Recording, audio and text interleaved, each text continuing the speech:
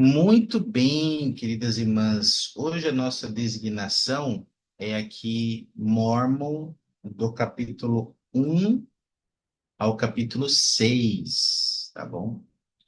E a gente vai entrar aqui começar a entrar, ou começar a estudar sobre os registros do profeta Mórmon, que foi o profeta que resumiu ali os 1000 anos de história e que fazem parte aí das placas, de uma parte das placas onde nós temos acesso hoje ao livro de Mórmon.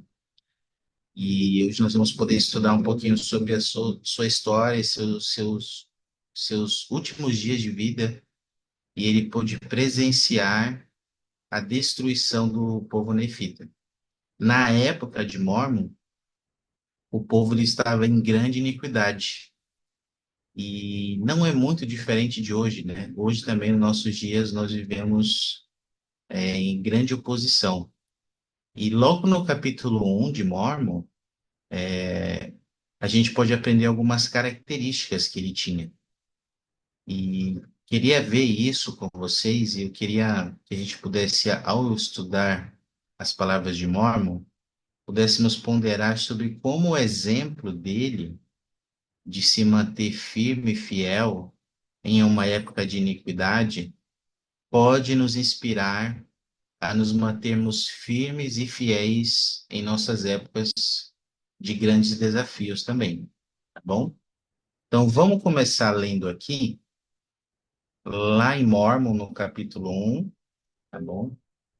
Vamos ler alguns versículos, deixa eu compartilhar aqui a minha tela com vocês. Acho que vocês devem estar vendo agora.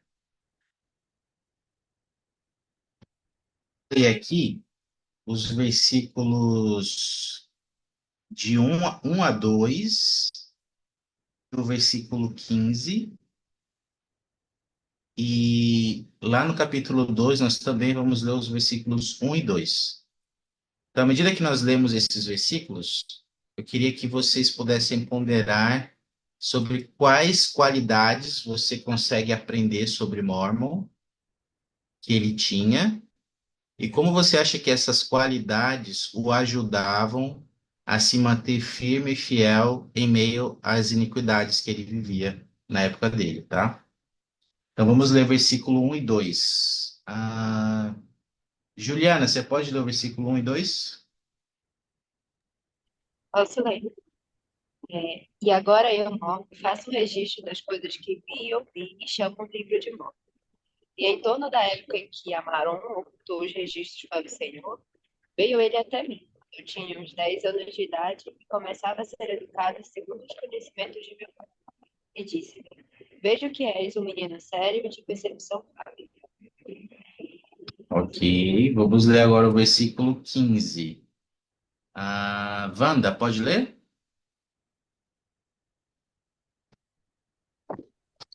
Professor, eu tô assistindo a aula e tô jantando, então vai ficar um pouco difícil agora. Então começa a participar, Mas tá bom?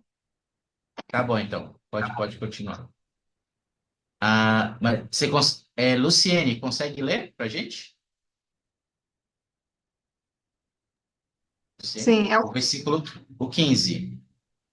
e eu, com 15 anos de idade, sendo de natureza um tanto séria, fui visitado pelo Senhor e provei e conheci a bondade de Deus, de Jesus, desculpa. Jesus, ok. Bem, pegando esses três versículos, quais são algumas características que vocês conseguem observar de Mormon que ele tinha? Versículo 1, 2 e 15.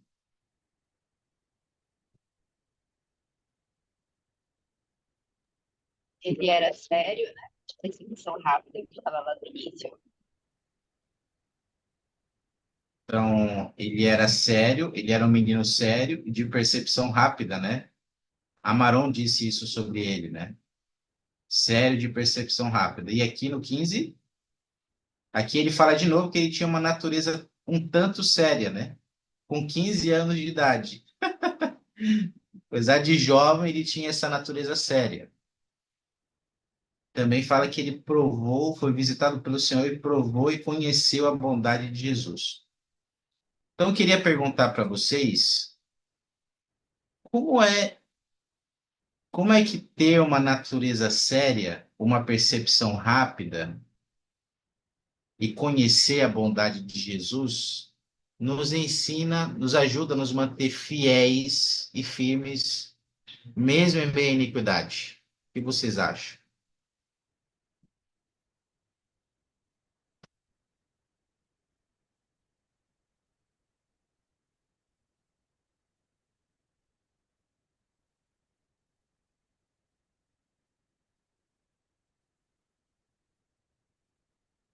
Ter uma natureza séria, uma percepção rápida e nos ajuda a nos manter fiéis, mesmo em uma época de iniquidade, de grande iniquidade.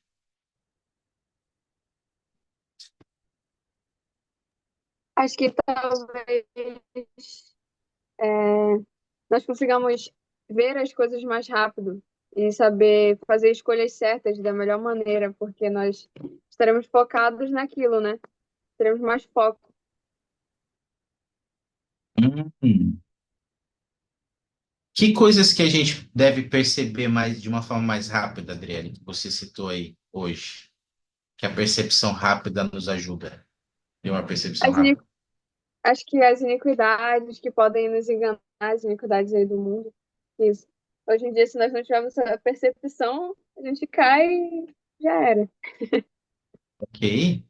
Às vezes são armadilhas, né, que o inimigo coloca ali de uma forma sorrateira, bem discreta, e que se a gente não tiver atento, como você falou, se a gente não tiver essa percepção rápida, a gente pode cair, né? A gente pode ser enganado, né? Então, percepção rápida nos ajuda com isso. Obrigado. O cara era diferenciado mesmo. Ainda, mesmo muito jovem, né? De 10 anos, 15 anos, você vê que ele tinha esses atributos, né? Ok, que mais? Como é que vocês acham que ser sério também pode nos ajudar a nos manter fiéis, firmes? Vocês conseguem pensar em ocasiões que a gente precisa ser sério? Como isso pode nos ajudar a nos manter firmes e fiéis no Evangelho?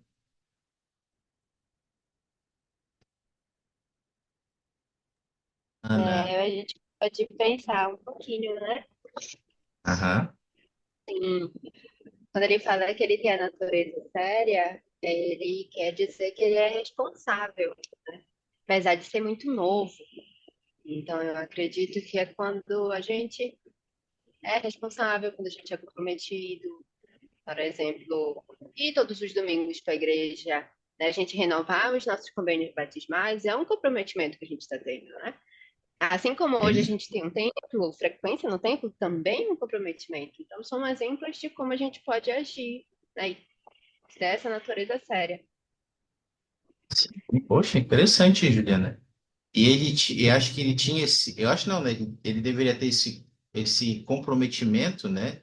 Ele deveria passar muita confiança, né? Porque Amaron, quando ele tinha 10 anos, Amaron ocultou os registros e falou, ó, você, quando você for mais velho, você vai pegar esses registros aqui, com 10 anos.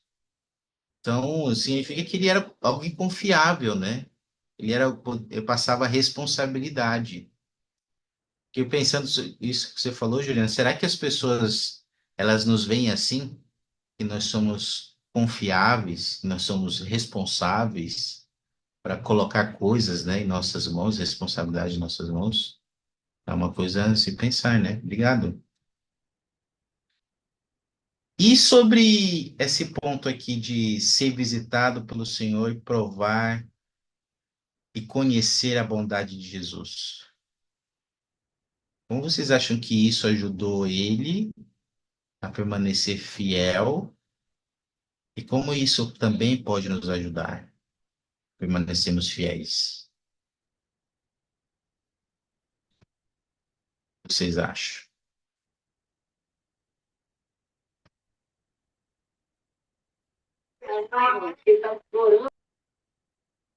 Oi, Luciene, nós te ouvimos.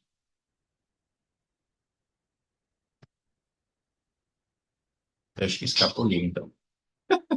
Alguma ideia aí, vocês? Opa, temos aqui no chat. Ah, ligou sem querer. Beleza, Luciane. E aí, o que que vocês acham sobre isso? Oi, pode falar, Juliana. Eu lendo esse versículo, fiquei em dúvida, né, se ele estava falando de uma forma literal ou não, né? Mas a gente pode levar para os dois lados. Afinal, Joseph Smith também viu o Pai Celestial e o Filho ainda muito novo também, né? Então, mas quando eu li, a primeira sensação que eu tive foi que ele teve uma verdadeira experiência espiritual, né, em que ele conheceu o Salvador, que ele conheceu o Senhor, e aí ele viu onde era o propósito dele. Né? Ele se conheceu o que é que ele iria. Na verdade, acho que ele não sabia tudo que ele iria fazer, mas ele viu que ele tinha um trabalho para fazer. Então, eu acredito que a gente pode tirar disso de procurar ter experiências espirituais, né? Procurar pedir em oração para o Pai Celestial abençoar a gente com um sentimento agradável quanto a alguma coisa, ou com um sussurro do Espírito Santo, porque as pessoas têm várias formas diferentes, né, de receber uma inspiração. Importante, Juliana, obrigado. Eu queria reforçar isso mesmo, né, que você falou para nós. Uma coisa que ajudou Mormon a se manter fiel, mesmo em meio a um povo muito iníquo, é que ele teve experiências com o Salvador Jesus Cristo. E ele, de fato, foi visitado pelo Senhor. Ele viu o Senhor, visitado pelo Salvador Jesus Cristo. E, certamente ele teve outras experiências com o Salvador que ajudou ele a conhecer e provar dessa bondade de Jesus que ele falou aqui. E também nós precisamos disso, né? Como a Juliana falou, no mundo que a gente vive hoje, a gente precisa de experiências pessoais com Cristo. A gente precisa se esforçar para provar e conhecer a bondade de Jesus em nossa vida, todos os dias. E essas coisas, ser sério, ter uma percepção rápida, ser visitado pelo Senhor, essas coisas vão nos ajudando a nos manter fiéis, né? Mesmo em meio aos desafios. Um convite para nós pensarmos sobre isso, né? Mesmo por causa do meio que ele estava, de muita oposição, ele podia usar isso como desculpa, né? Para nosso povo aqui é muito iníquo, então eu vou fazer uma coisa errada aqui também. Mas isso não foi desculpa para ele. E não é desculpa para nós. As pessoas não podem influenciar nossas decisões. E há muito poder na retidão pessoal. E Mormon era alguém que tinha muito poder na sua retidão, em viver o evangelho, por causa das experiências que ele teve também com o Salvador Jesus Cristo. Então, que a gente possa pensar sobre isso, o quão sério estamos sendo com o evangelho, como é que está a nossa percepção, se ela está rápida, média ou lenta, para identificar as armadilhas, como a Adriele falou, e como temos sido visitados pelo Senhor, não sei. Como temos provado e conhecido da bondade dele. Bom, vamos pensar sobre isso. Um comentário mais sobre isso? Uma pergunta, dúvida? Mas pegando o que a Juliana falou, de fato, ele foi visitado pessoalmente por Jesus Cristo. Bom, pessoalmente. Lá em Mormon, no capítulo 2, ele começa a descrever um pouco para nós sobre a situação do povo na época dele, sobre algumas práticas que as pessoas estavam tendo naquela época. E eu queria ler aqui com vocês alguns versículos que descrevem isso, né? Vamos ler aqui no capítulo 2 de Mormon, os versículos 10 e 14, tá bom? Que Mormon diz que o povo nefita parece que começou a se arrepender das suas iniquidades. Mas vamos aprender algo sobre isso, tá? Então, deixa eu ver aqui. Vou pedir para a Brenda ler o 10 e o 11. E a Adriele leu 12 e o 13, e a Juliana leu 14.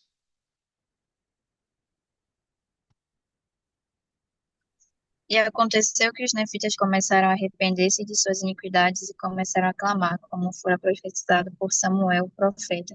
Porque eis que ninguém podia conservar o que era seu, por causa dos ladrões, dos bandidos e dos assassinos, e da arte da magia e das feitiçarias que havia na terra. Assim, por causa dessas coisas, começou a haver pranto e lamentação por toda a terra, e mais particularmente entre o povo de Nefe.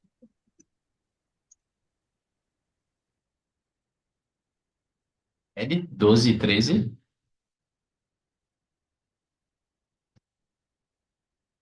Adriele, na escuta, câmbio. Opa! E aconteceu que quando E aconteceu que quando eu mormo ouvi sua lamentação e seu pranto e sua tristeza perante o Senhor, meu coração principiou a regozijar-se dentro de mim. Conhecendo eu as misericórdias e a longanimidade do Senhor, supondo, portanto, que ele seria misericordioso com eles para que se tornassem novamente um povo justo. Mas eis que esta minha alegria foi vã, porque seu pesar não era para o arrependimento por causa da bondade de Deus. Ao contrário, era mais o pesar dos condenados, porque o Senhor não lhes permitiria deleitar-se continuamente no pecado.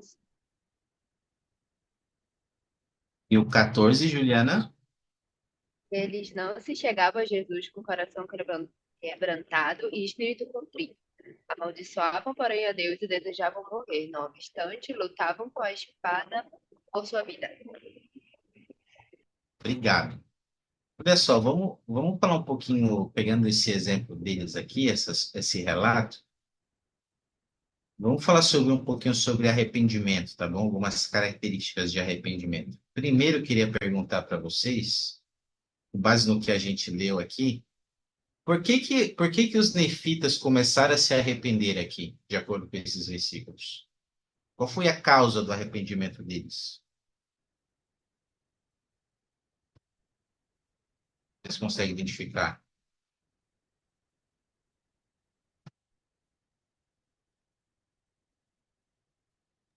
Acho que é porque eles tinham sido castigados, né? E aí eles começaram a buscar o Senhor depois disso. Oi, falho. Desculpa, Adriele. Adriele, falhou, não consegui te ouvir. Pode repetir, por favor? É porque eles tinham sido castigados, né? E aí eles começaram a buscar o Senhor depois que eles perceberam que estavam sendo passando por dificuldades. Hum. Então, uma coisa que eles começaram a se arrepender porque estavam sendo castigados pelo Senhor, e aí eles estavam se voltando para o Senhor, ok. O que mais? Quais eram os outros motivos aqui que a gente pode ver que eles estavam se arrependendo? Estava levando eles a um possível arrependimento.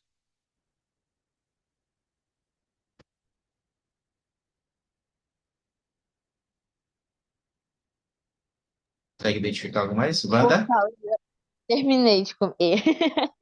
Por causa dos ladrões que tinham na terra também, e porque havia sido profetizado que em algum momento, passando por essas dificuldades, eles buscariam ao Senhor, né?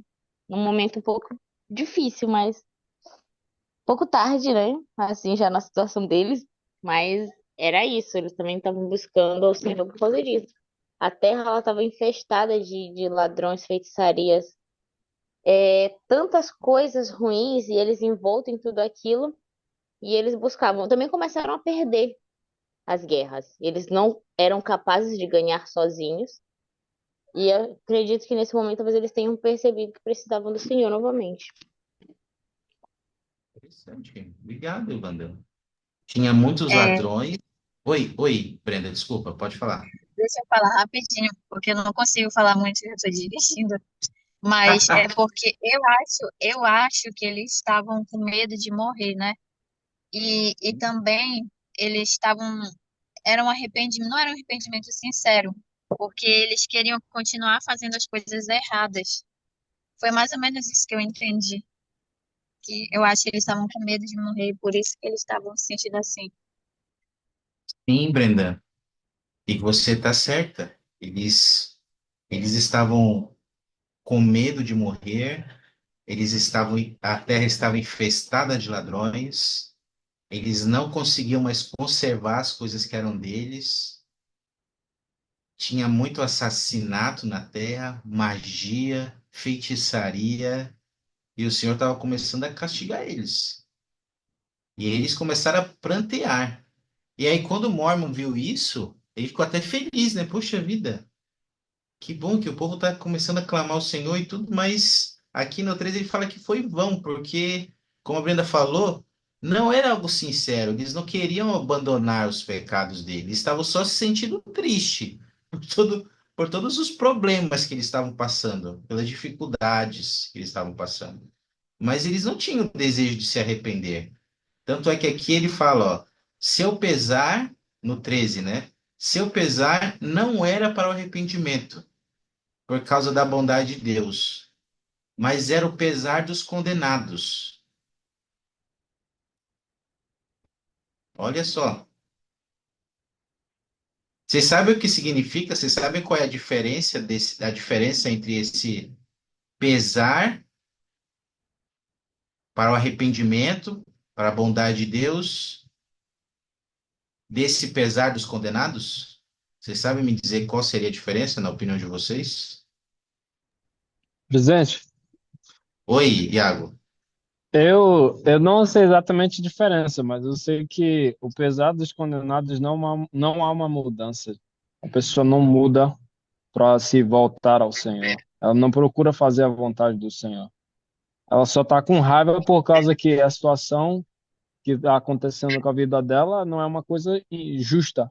Então ela não muda, ela não se torna mais humilde. Talvez esse pesar dos condenados, ele não é acompanhado de uma mudança, né? A pessoa ela não tá disposta a fazer a vontade de Deus prevalecer na vida dela. Ela está se sentindo triste, pode até se sentir triste, pesarosa, mas ela ainda quer fazer a vontade dela, no final das contas. Ela não tem intenção de mudar. Obrigado, Iago. Pensa sobre isso, tá bom? No nosso processo de arrependimento, quando eu sinto pesar, porque quando a gente faz algo de errado, a gente sente triste, a gente sente pesar. Mas que tipo de pesar a gente sente quando a gente faz algo de errado? É um pesar para o arrependimento sincero, da bondade de Deus ali, ou é por causa dos pesar dos condenados? Só para reforçar isso, deixa eu compartilhar com vocês uma citação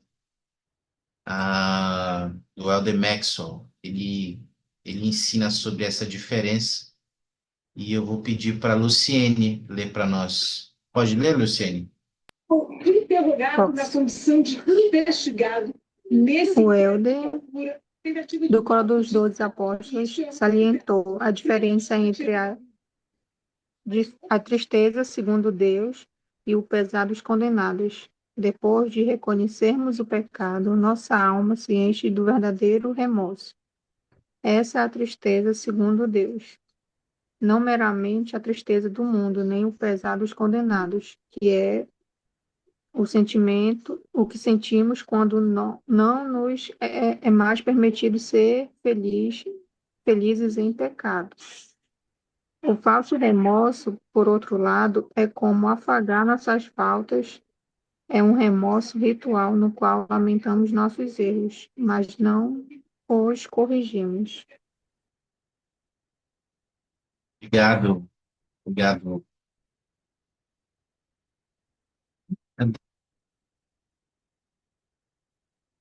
Obrigado, Luciene. Opa, saiu aqui. Deixa eu perguntar para vocês, como é que às vezes, com base no que o Adam Maxwell ensinou aqui, como é que às vezes a gente pode ser tentado a sentir esse falso remorso? Ou a gente se sente triste apenas porque a gente não consegue mais ser feliz pecando? Como é que a gente pode sentir isso na nossa vida? Presidente, Fala, Iago. Antes de ser membro da igreja, eu não tinha muito conhecimento sobre as situações e o progresso onde eu deveria ir, sabe? Então, muitas vezes eu cometia erros na minha vida e por falta de conhecimento, eu ficava especialmente chateado, triste, mas as escolhas voltavam, sabe? E não era algo assim, não tinha uma razão para eu mudar. Eu ficava chateado pelas minhas escolhas, mas porque eu não tinha uma ideia de arrependimento, do Salvador sofrer por mim, eu nunca mudei aquilo, sabe? E eu lembro claramente, e vejo isso ainda na minha vida hoje, como quando eu conheci o Evangelho e quando eu realmente compreendi a doutrina do arrependimento e a razão por que eu me arrependo. Então, isso é algo que eu percebo hoje, que quando eu cometo um erro, eu sei por que eu cometo, eu sei a consequência, eu sei o que eu preciso mudar. Algo que eu não tinha até os 18 anos de idade, quando me batizei na igreja. O conhecimento te ajudou, né, a você mudar a sua perspectiva e sentir um verdadeiro arrependimento. E o conhecimento nos ajuda, o conhecimento é poderoso, amigos, principalmente sobre o Salvador Jesus Cristo e seu Evangelho. Quanto mais conhecimento nós temos, isso pode nos ajudar a sentir um verdadeiro arrependimento. Pegando essa citação do Ademex, eu queria só reforçar, e quando a gente se sente mal por algo que a gente faz, meus amigos, por uma conduta, uma prática, um mandamento que a gente quebra, ou um mau hábito que a gente comete, quando a gente apenas se sente triste, mas não corrigimos aquilo, não é um pesar de um arrependimento sincero. É mais um pesar dos condenados, que é um pesar, às vezes, momentâneo que a gente sente, mas que não produz mudança. Então, se a gente pudesse resumir aqui, não é o verdadeiro remorso. Você pode até sentir remorso, mas é um falso remorso daquilo que você fez. Por isso, Eu tava quando. pensando. Oi? Oi, pode Não, falar, pode desculpa. continuar. Desculpa, Wanda. Não, Não, eu pode continuar. Já aqui, eu falei não muito. levantei. Não, eu só tava Pode falar, Wanda. pensando. Eu tava pensando que a gente vendo que essa questão do falso remorso, né? Do arrependimento, às vezes tem coisas também que a gente não faz, porque a gente pensa, o que vão pensar de mim? E a gente sabe que é errado, mas que às vezes a gente quer fazer, né? Mas a gente deixa de fazer, às vezes, pensando no que as pessoas vão pensar.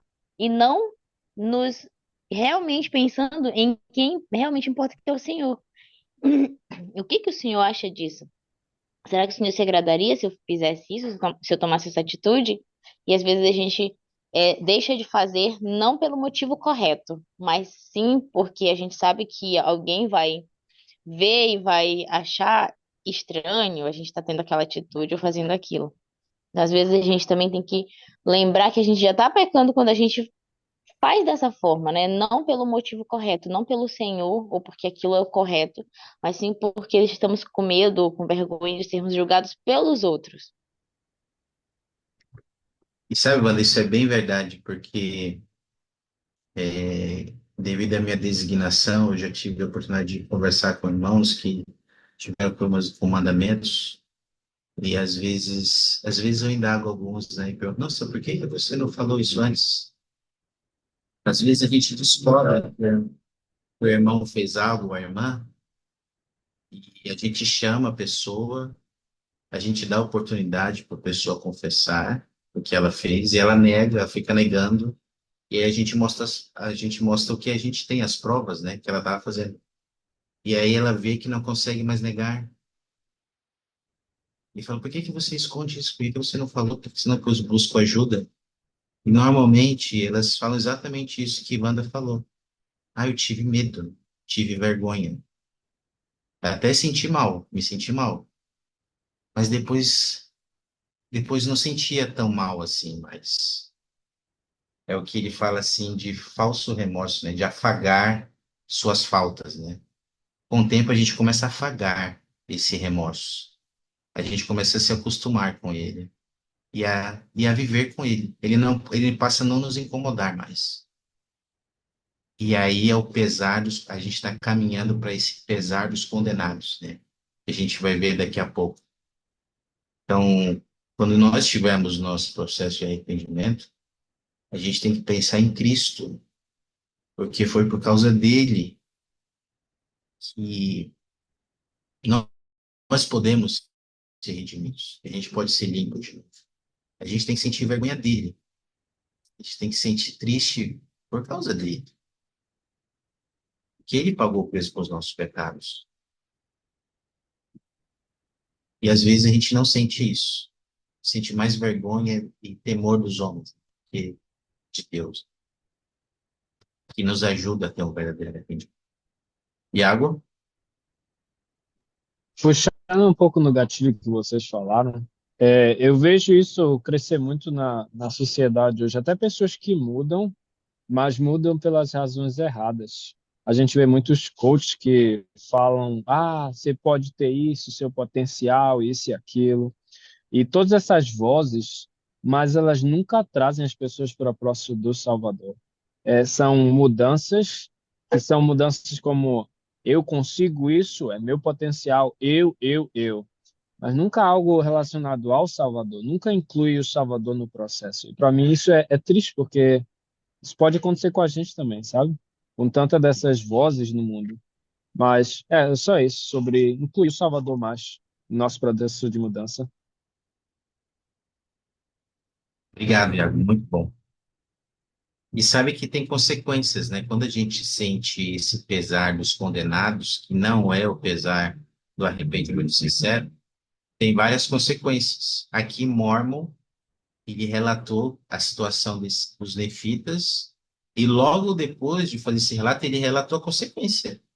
Vamos voltar lá para a escritura. Rede aqui, deixa eu compartilhar com vocês.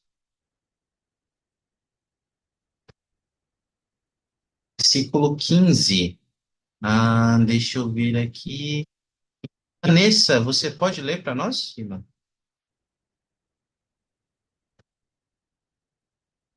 Se a Vanessa pode ler. Oi, Oi, irmã, tudo bom? tudo bem? Seja bem-vinda. Você pode ler para Obrigada. nós? Qual é o Versículo, tópico? Tá, versículo 15. certo. É, e o que aconteceu? E aconteceu que a tristeza me voltou, e vi que o passado era o dia da graça para eles, tanto física como espiritualmente, porque vi milhares deles caídos em franca rebelião contra seu Deus, e amontoados como estrume sobre a face da terra. E assim, 344 anos haviam se passado. Obrigado, irmã Vanessa. Nada. Olha só a consequência. O que que vocês podem, de acordo com o que lemos aqui no 15, qual foi a consequência para esse povo de ter esse tipo de pesar, que não produz arrependimento sincero, que não produz mudança? Consegue identificar algumas consequências aí que tiveram?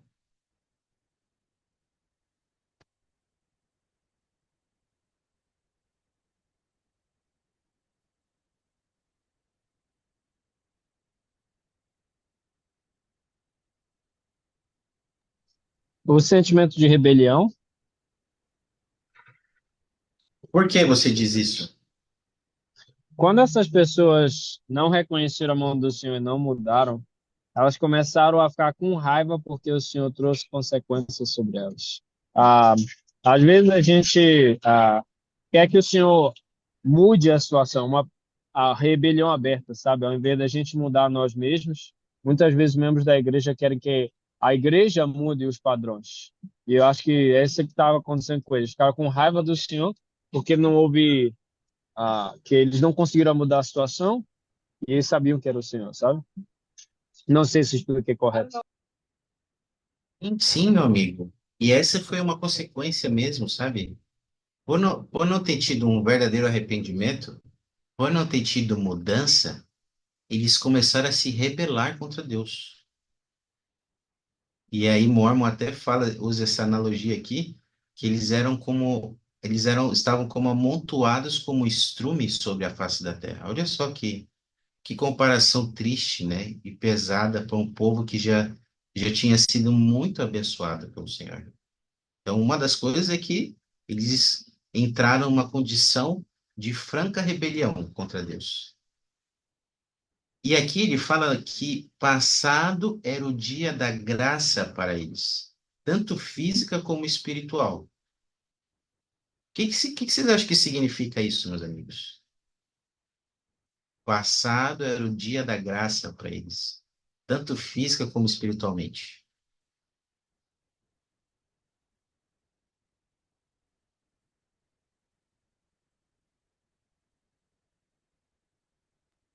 Eu acredito que eles já não tinham mais, né, a companhia do Santo Espírito, muito menos aquela progressão que a gente tem, né? Desculpa, Juna, eu entendi aqui, eles não tinham mais a companhia do Espírito Santo. E o que mais que É, você falou? se eles não tinham aquela progressão que fala sobre a Ah, sim. graça, né? Que é aquela ajuda Hum, do Salvador por meio da expiação dele. nossa, obrigado, Jô. Já pensou, meus amigos? Por causa de nossas escolhas, nós chegamos num ponto da nossa vida que nós não temos mais a companhia do Espírito Santo e não temos mais aquela ajuda, né, que o Senhor nos dá por meio da sua expiação. Mas não que ele não queira nos dar ajuda, não que ele recolheu o braço dele de nós. Mas penso que o braço estava estendido, mas eles que não quiseram ir com o Salvador. Eu vou só compartilhar com vocês duas citações que explicam sobre o que mais significa, né? Além do que vocês já falaram, que foi muito bom, desse o dia da graça passou para eles. Deixa eu compartilhar aqui com vocês. Primeiro vai ser uma do Elder Holland, para a gente pensar sobre isso. Aqui. O que significa o dia da graça ter passado para eles? Iago, pode ler, meu amigo, por favor? Posso sim. O Espírito de Deus não tentará para sempre influenciar o homem, que tanto individual como coletivamente nosso tempo pode acabar-se. O dia do arrependimento pode passar como passou para os nefitas. Em grandes números, eles caíam. Oh, desculpa, um segundo. Em grande número, eles caíam em franca rebelião contra seu Deus. E em uma metáfora quase que demasiadamente vívida em seu aspecto moral, eles acabaram amontoados como estrumes sobre a face da terra.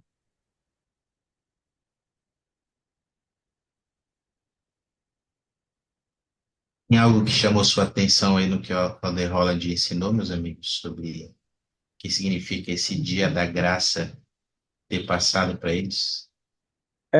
O espírito ele não tenta influenciar as pessoas para sempre, né? Vai chegar um momento em que as pessoas estão com o coração tão endurecido que o espírito ainda existe, mas elas não conseguem compreender por causa da qualidade do coração delas. E é como se elas vivessem realmente contra a vontade de Deus, assim, espiritualmente, sabe? Uma pessoa que me lembra disso é Curior. Na história dele, fala que ele viu Satanás e a, a questão carnal, ele se sentiu confortável com aquilo. E isso acontece porque ele estava vivendo de uma maneira totalmente negativa, que ele não conseguia mais discernir entre o espírito do Senhor e o espírito do inimigo. Na verdade, o espírito do inimigo estava com ele e é isso que ele sentia. Não sei se eu faço claro, mas é isso que eu sinto, que se a gente não melhora a nossa vida diariamente, a gente pode cair a um ponto em que a gente está realmente partido da presença do Senhor, nessa vida e na próxima.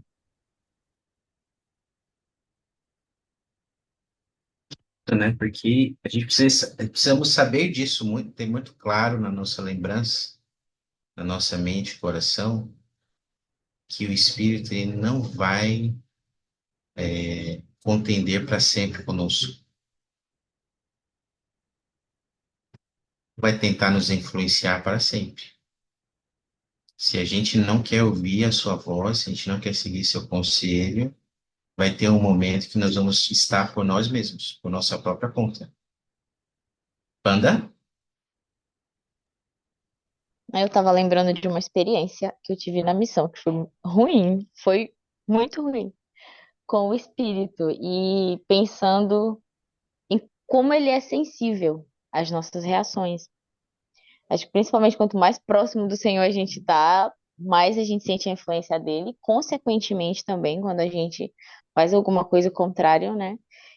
A gente sente a diferença. Eu lembro que a gente estava ensinando um jovem e a família dele nunca deixava ele ir para a igreja. E aí nesse dia, durante a lição, eu senti que eu deveria pedir pro pai dele. E aí a gente pediu pro pai dele, tal, ele não deixou. Mas aí eles ligaram pra mãe dele. E tá, mas eu tinha recebido esse sentimento, obedeci, tudo direitinho. Só que na hora o pai não deixou, então deu errado ali. Aí a gente saiu da casa. Quando chegou no beco, assim, era lá na Bahia, tem muitas vielas lá em Salvador. Eu fiquei muito revoltada, porque não tinha dado certo. Eu digo a vocês que eu senti o espírito se afastando, porque eu tinha recebido. E assim, eu questionei como é que eu recebi. Eu tinha certeza que eu tinha recebido uma orientação do espírito. E como é que tinha dado errado. E eu senti ele se afastando. Fisicamente, literalmente, foi uma das piores sensações. Eu tive que implorar depois pra a coisa. Acho que eu tava com um sentimento muito ruim, sabe? Nem eu tinha noção que eu tava com um sentimento tão ruim de ter duvidado. E no final, na realidade, eles conseguiram ligar para a mãe dele e a mãe deixou ele ir com um amigo dele para a capela, como a gente queria. E assim, quando eu vi aquilo, foi tipo assim, o tapa na minha cara, assim, sabe? E eu sabia que eu tava muito errada. E eu tive que, ou seja, quando as doutrinas da igreja ensinam que o espírito, ele é um ser e ele realmente faz o trabalho dele, mas que ele tem ali também o seu papel separado da Trindade, eu entendo isso perfeitamente, porque eu consegui ali praticamente sentir a diferença dele estando comigo e ele não estando comigo. E chateado, ele estava também, sabe?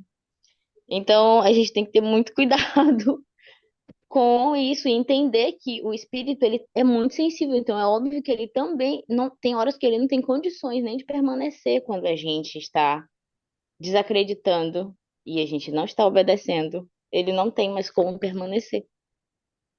Acho que é fora da sua natureza, né? Permanecer quando você não está em sintonia com ele também.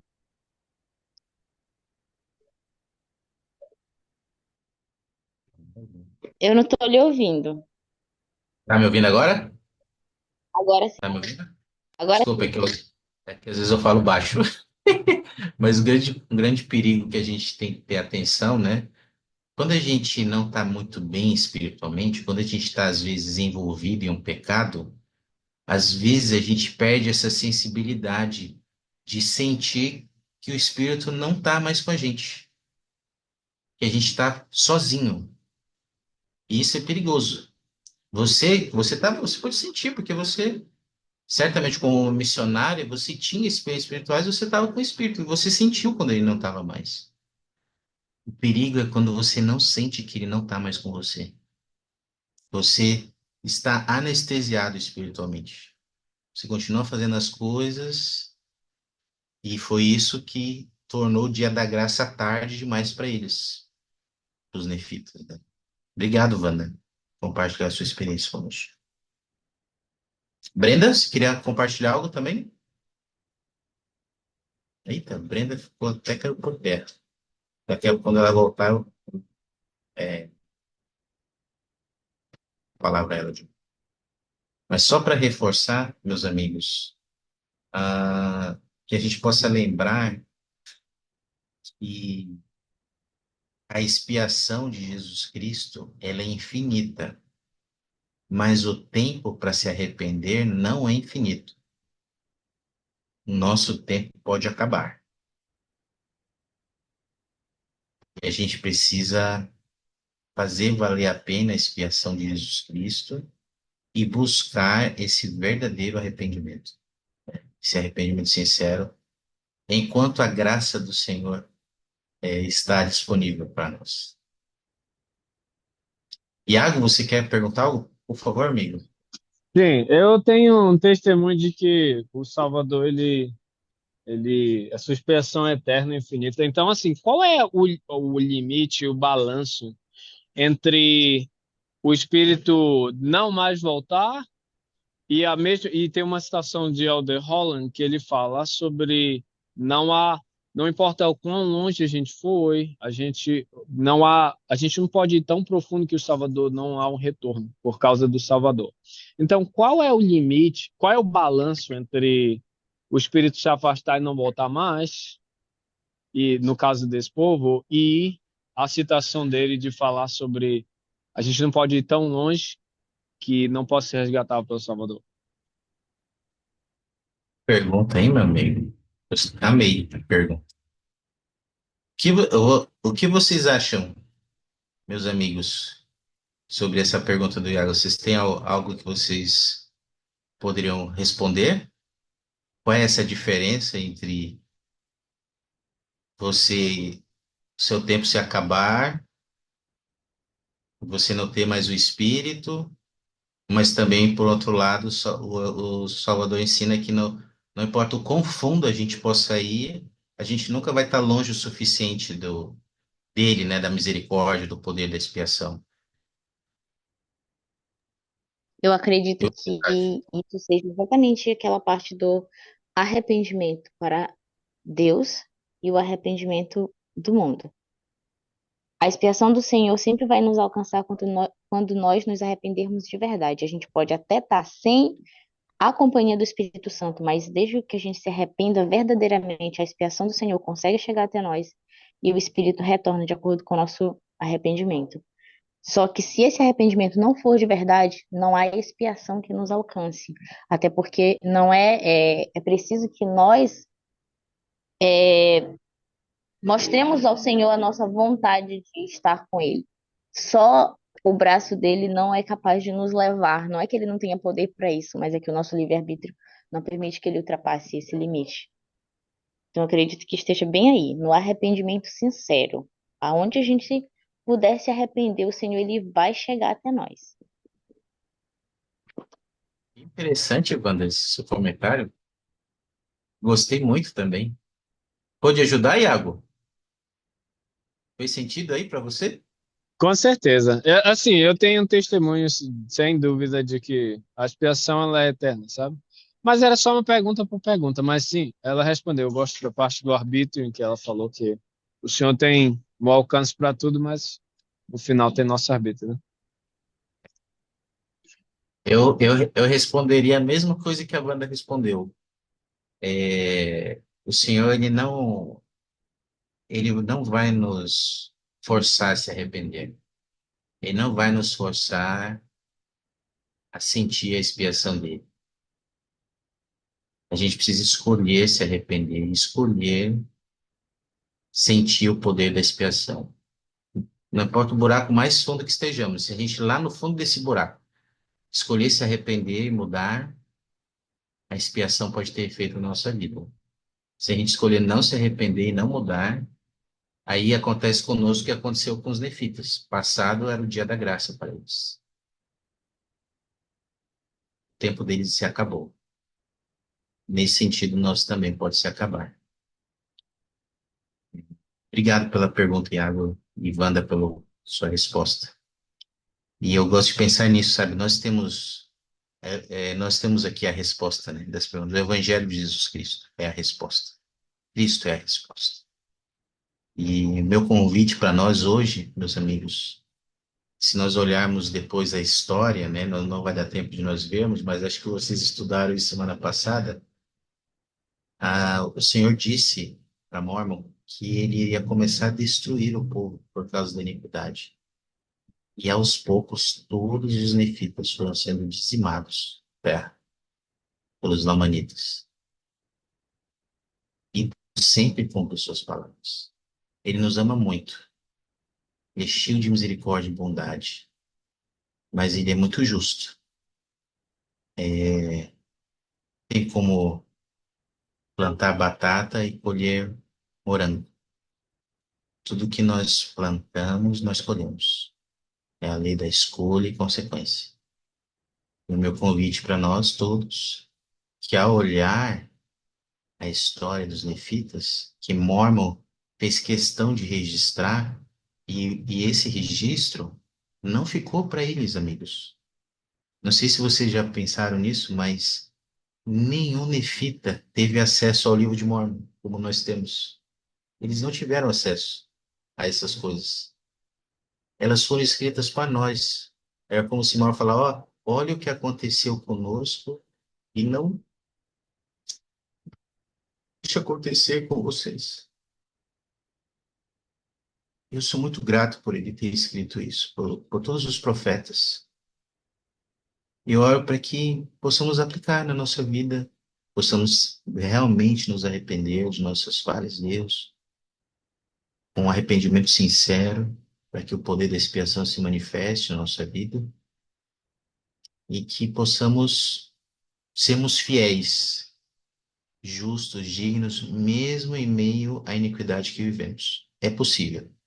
Mormon, foi possível para Mormon, é possível para nós. Sei que essas coisas são verdades. O livro de Mormon é um livro escrito para os nossos dias. Ele é a palavra de Deus, juntamente com a Bíblia. Jesus Cristo é nosso Salvador. Ele é o nosso Redentor. Ele tem poder de cura. Ele tem poder de nos salvar, de nos resgatar. E testifico desse poder e dessas verdades para vocês, meus amigos. E faço isso em nome de Jesus Cristo. Amém.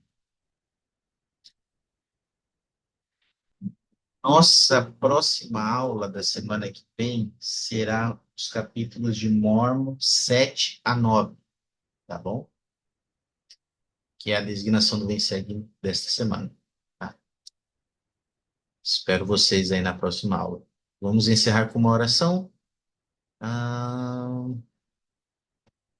Irmã Vanessa, você poderia fazer a oração de encerramento para a gente? Posso sim. Maravilha, obrigado. É, amado Pai Celestial, quero agradecer hoje por esses ensinamentos. Quero agradecer pela oportunidade de ter conhecido a igreja, né, de ter podido me batizar. E hoje eu sei que essa é a igreja verdadeira.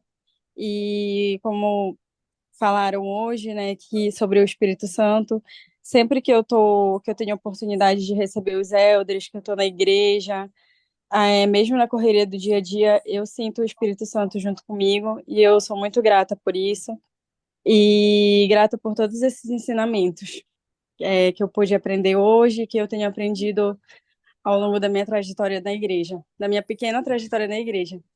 Então, só agradecer, é, e esse é como eu posso dizer, é isso que eu peço em nome de Jesus Cristo, amém. Amém. Obrigado, Amém. Vanessa. Não por nada. Acabei fazendo uma oração e fazendo um pouco de testemunho. Foi uma oração linda, foi de todo o coração, foi bem sincera. Essa oração é Obrigada. muito linda. Você batizou